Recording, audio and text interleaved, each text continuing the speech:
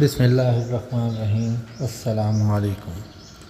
اڑوسا یا بانسا ایک خودرو جنگلی جھاڑی ہے جس کا نباتاتی نام ہے جسٹیسیا آہاٹوڈا ویساکا۔ یہ پاکستان میں خوشاب، چکوال، اٹک، وادی سون، راولپنڈی، سیالکوٹ، سکیسر سے لے کر سفید پتھر والی پہاڑی سلسلہ جو تقریباً 100 کلومیٹر تک پھیلا ہوا ہے میں پایا جاتا ہے۔ اس کے علاوہ کشمیر کی طرف کوہٹا میں بھی یہ خودرو جڑی بوٹی پائی جاتی ہے۔ اس کا پودا 1 گز سے 2 گز تک اونچا ہوتا ہے اور اس کی کئی شاخیں ہوتی ہیں جو جڑ کے قریب سے ہی پھیلتی ہیں۔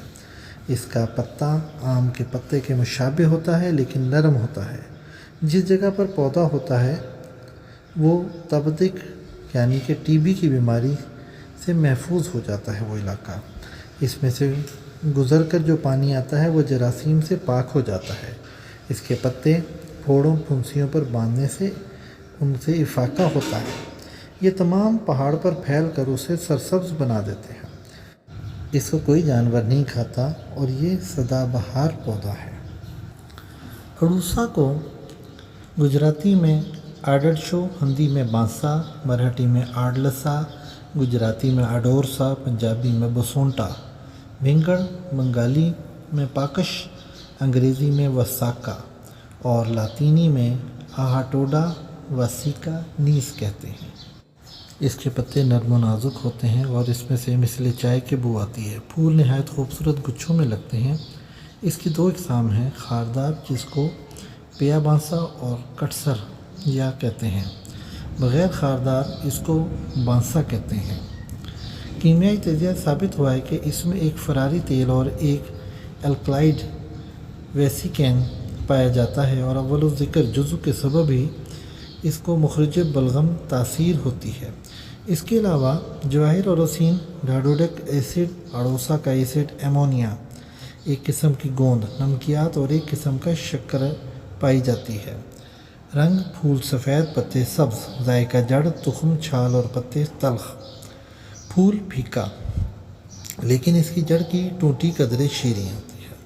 پتے اور جڑ صفوف میں 3 گرام، خوراک جوشاندہ میں 9 گرام تا 10 گرام۔ اس کا مزاج گرم و خشک پہلے درجے میں، بعضوں کے نزدیک سرد و خشک پہلے درجے میں، پھول سرد پہلے درجے میں۔ مقام پیدائش آپ کو پہلے بھی بتائی ہے کہ یہ پاکستان اور ہندوستان میں مختلف جگہوں پر یہ پایا جاتا ہے۔ ہر جگہ پتھریلی یا کنکریلی زمین میں بہتات سے پیدا ہو جاتا ہے۔ قاتل جراثیم، مخرج بلغم، دافع تشنج، حابس الدم، دافع بخار، مخرج بلغم ہونے کی وجہ سے سل و دق، ضیق النفس اور پرانی کھانسی میں اس کے پتوں کو یا جڑ کی چھال کو جوشاندہ یا اس کے پھولوں سے شربت یا گلقند بنا کر استعمال کرتے ہیں۔